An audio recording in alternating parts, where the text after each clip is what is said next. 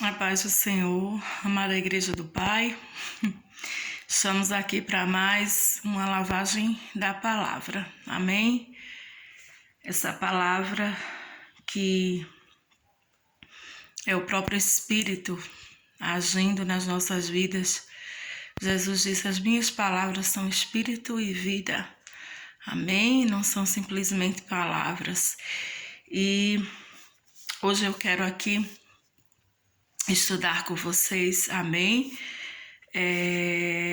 No Evangelho de Mateus, no capítulo 4 e no versículo, creio que no versículo 18 em diante, que diz assim, ó.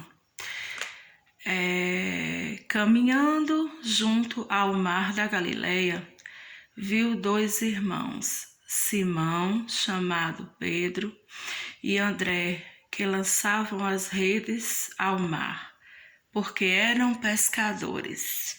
Glória a Deus. E disse-lhes: Vinde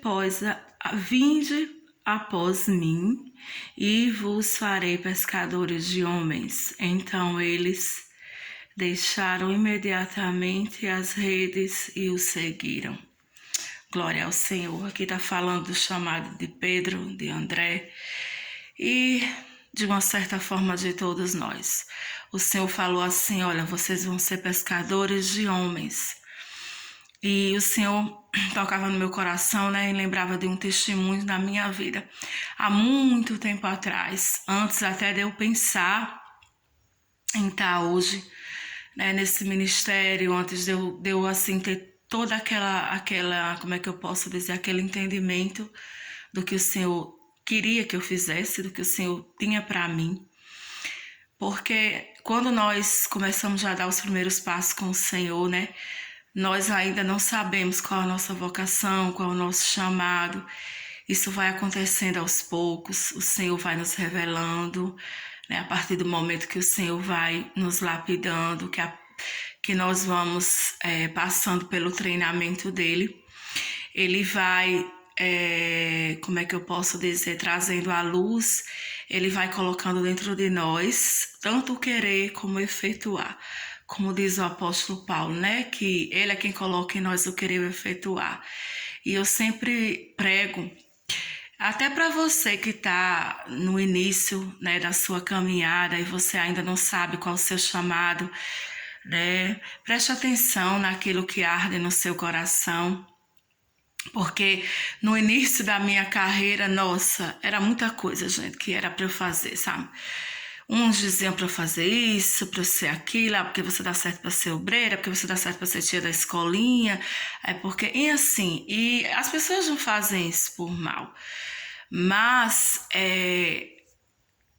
muitas vezes eu sentia peso, sabe, porque eu fiz muitas coisas, eu fiz evangelismo de rua, né, eu fui tia de escolinha, né, eu ajudei na igreja em geral como uma obreira, mas assim, nada daquilo realmente me realizava, nada daquilo realmente me trazia essa vida abundante e nada fluía tanto o quanto o que eu faço hoje, que é pregar a palavra, que é ensinar, né?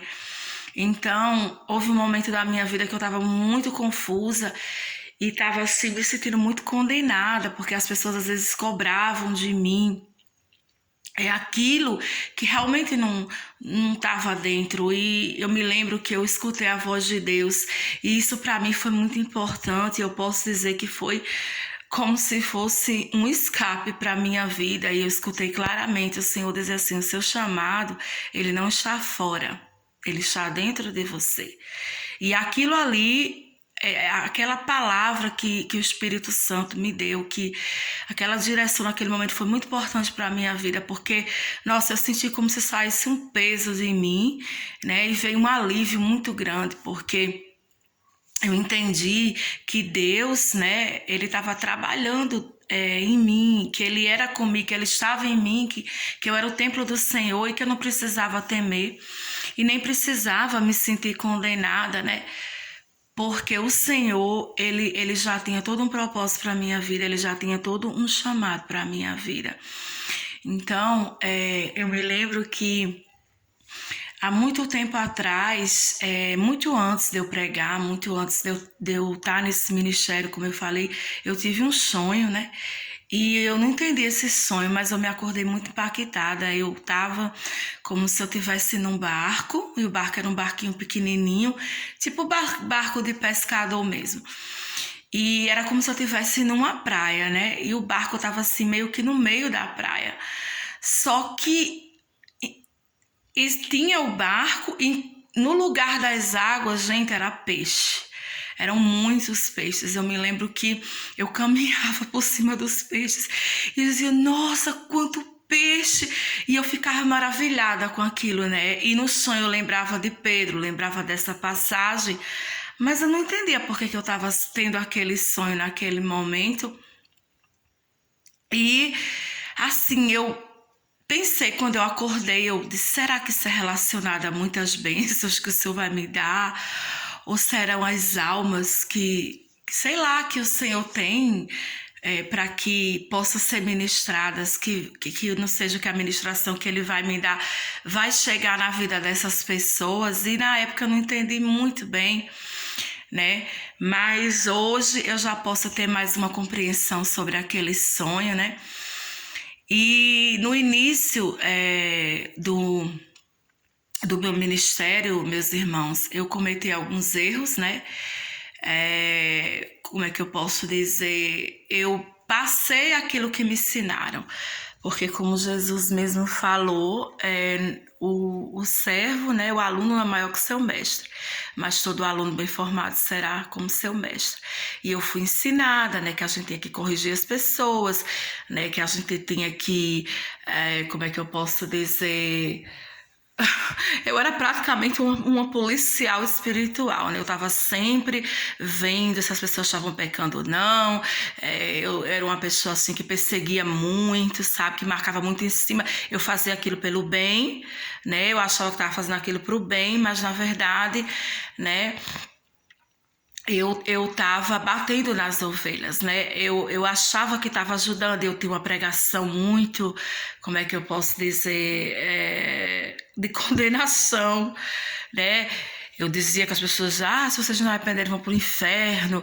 E uma pessoa às vezes chegava perto de mim contando um problema, ou que estava orando há muito tempo por uma questão, eu dizia, irmã, qual é o pecado que você está? Procure se você tem algum pecado na sua vida. Por que eu estou contando isso aqui? Porque quantos ministros, né, não estão assim, né, batendo nas ovelhas? Eles acham que estão fazendo bem, né? Como é que eu posso dizer? Que eles estão fazendo o chamado, o ID de Deus, mas na verdade, né?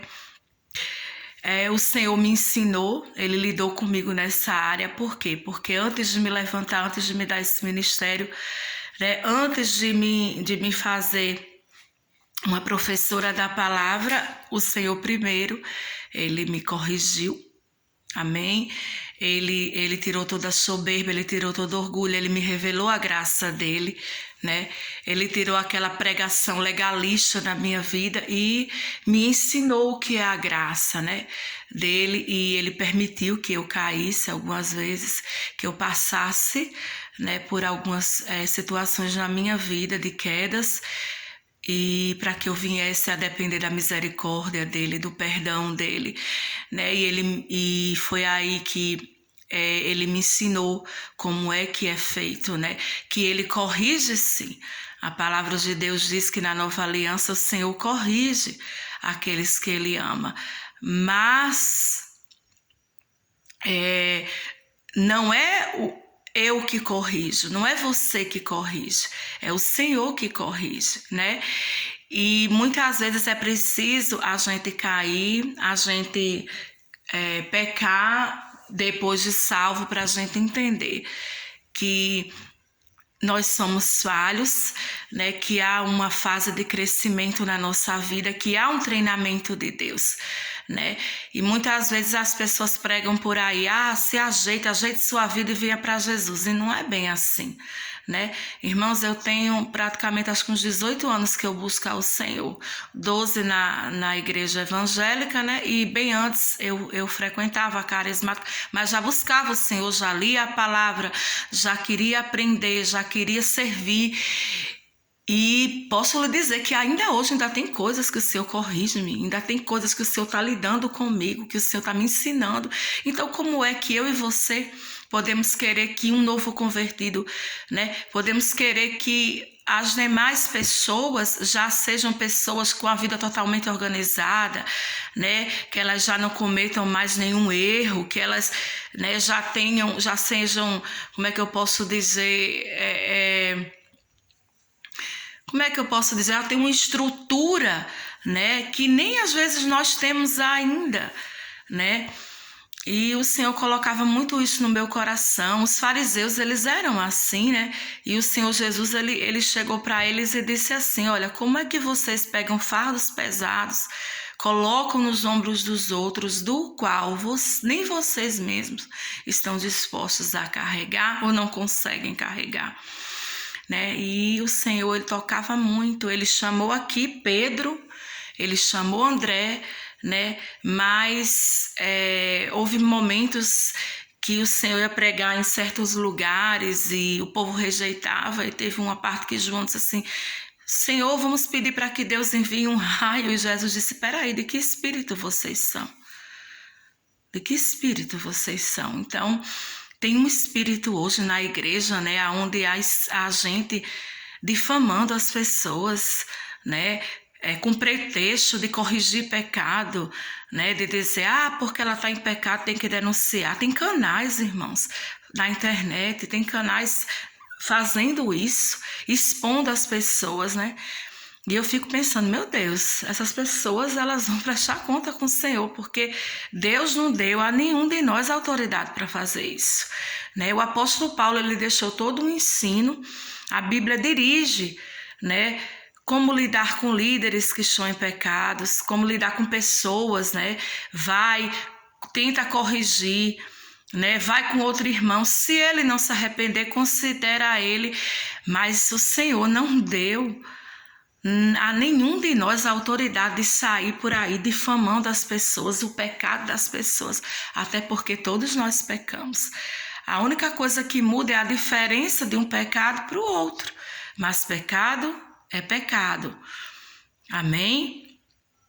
E eu não estou falando de pessoas cínicas que ficam na igreja enganando as pessoas, levando uma vida promíscua, uma vida errada, né?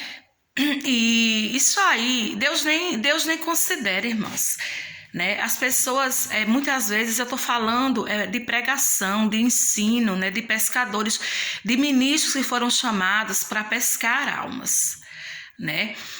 E aí, quando o Senhor me ensinou, voltando ao meu testemunho, ele deixou bem claro para mim. Ele disse: olha, eu levantei você para pescar os peixes, não para limpar os peixes. Quem limpa os peixes sou eu. A minha palavra é suficiente. A gente tem que aprender, irmãos, a confiar na palavra de Deus, sabe? No poder da palavra, na lavagem da palavra, né?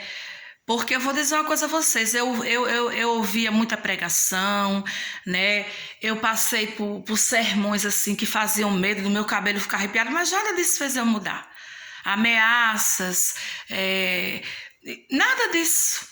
Pessoas me criticando, nada disso. Sabe o que me fez mudar? Foi a partir do momento que eu comecei a ter contato com a palavra.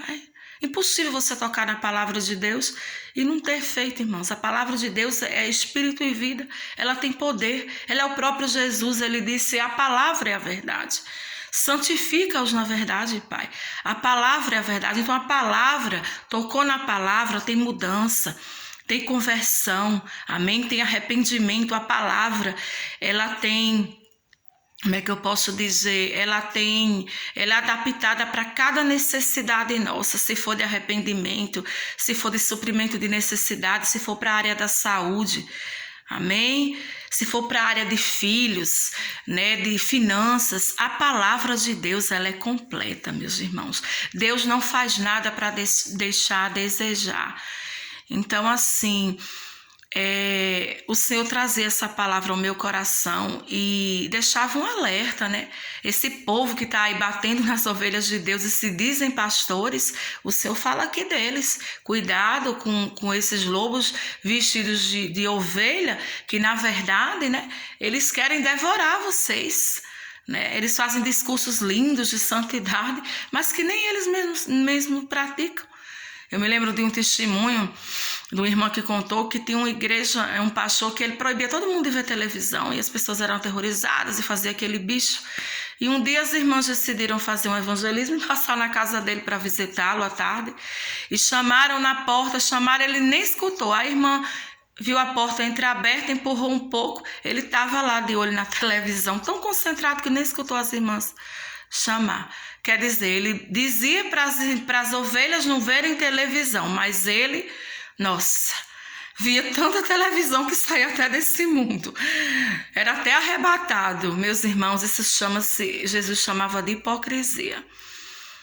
Que nós não sejamos hipócritas, amém? Que sejamos sim pregadores do evangelho, que tenhamos uma vida santa, que tenhamos palavra, que sejamos pessoas que honramos o nome do Senhor, que tememos ao Senhor, com sinal de respeito, não de medo, né? Porque quem anda na palavra de Deus não precisa de policial espiritual na vida dele, né? Não precisa de cobrança. E na área também do seu chamado, não deixe que ninguém fique lhe confundindo, dizendo que você tem que fazer isso ou aquilo na igreja, porque se você não fizer, você vai para o inferno, ou Deus está furioso com você. Eu passei por isso. Isso não é de Deus. Amém? Confie no Senhor, busque a palavra, gaste tempo com a palavra, né? Com a lavagem da palavra, escute também a pregação de ministros que pregam verdadeiramente o evangelho e Deus vai dirigir você. Amém? Se for preciso, Ele vai corrigir você. E volto a dizer, existem pessoas que precisam na igreja, mas serem corrigidas por conta de pecado, sim, mas isso é com a liderança da igreja. Sabe? Não é para ficar com fofoca e difamando as pessoas pelo pecado delas, porque lá em Tiago diz, quem é você que fala mal do outro? Quem é você que julga o outro? Já és agora juiz? E se você passar para ser juiz, então Deus vai ter que ser seu juiz. Ele vai ter que pegar com você na mesma medida que você está julgando os outros. Então, eu quero deixar esse alerta, né, que você pesque sim os peixes, mas a sua tarefa é pescar e não limpar os peixes. Quem limpa os peixes é o Senhor, é a palavra de Deus, através da lavagem da palavra, amém? Cuidado para não bater nas ovelhas do Senhor, porque elas não são suas ovelhas, elas são do Senhor e elas são amadas. O Pai, Ele me corrigiu muitas vezes, sabe, eu chorei, Ele fechou portas, Ele me frustrou, mas eu também ouvi muitas vezes dele que Ele me amava e que aquele que estava contra mim estava contra Ele, que aquele que me perseguia, perseguia Ele. O Senhor Jesus falou isso para mim muitas vezes, então cuidado com quem você está perseguindo, porque a pessoa está num momento difícil, porque a pessoa pecou, porque a pessoa errou, porque a pessoa caiu. Quem és tu que julga seu irmão? Paulo disse, aquele que está de pé, cuidado para que não caia. Amém? E não se preocupe com a justiça, com isso, com aquilo que quem está em pecado, porque existe a igreja dele, existem aqueles que estão acima e podem e vão lidar com isso. Não é você que tem que lidar com isso, difamando as pessoas em canais, né? Seja onde você for, seja como for, porque você vai prestar contas ao Senhor. E eu me lembro que o Senhor me lembrava que agora você não vai estar diante daquele Jesus que estava aqui, daquele que estava na cruz bem frágil. Você agora vai estar diante de um Deus um dia, de Jesus que tem os olhos como chamas de fogo e os seus pés são como os latões reluzentes. Viu? Ele é revestido de glória. Ele tem todo o poder e toda a autoridade. Tema o Senhor, porque uma das coisas que o Senhor mais me alertou, Ele quebrou os meus saltos para poder me colocar no altar. Ele quebrou o meu orgulho, a minha soberba, a minha prepotência e permitiu que eu caísse para poder. Ele primeiro me corrigiu para poder me dar a graça de ensinar e corrigir.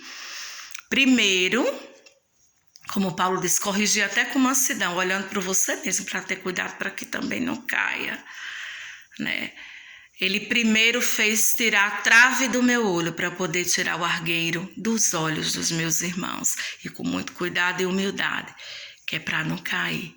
Eu quero deixar essa palavra para você e dizer a você que a palavra de Deus ela é suficiente para limpar, para corrigir, para salvar, viu? Faça apenas aquilo que o Senhor nos confiou, que é pescar. Amém? O papel de julgar, o papel de limpar, o papel de corrigir não é seu. E quando a gente faz isso, que o Senhor permite que a gente corrija é com amor, discrição, sem difamar, expor e envergonhar os outros. Porque era assim que o Senhor Jesus trabalhava. Lembra? Com a mulher, depois que todos foram embora, vem aqui. Ninguém te condenou, eu também não te condeno. Vai, não peque mais. Ele não estava falando que ela não pecava mais, que ele não era ingênuo. Ele sabia que ela ia pecar, porque não tinha condição dela não pecar nunca mais. Ele estava falando daquele pecado específico. Fiquem com essa palavra, que ela tenha lavado você.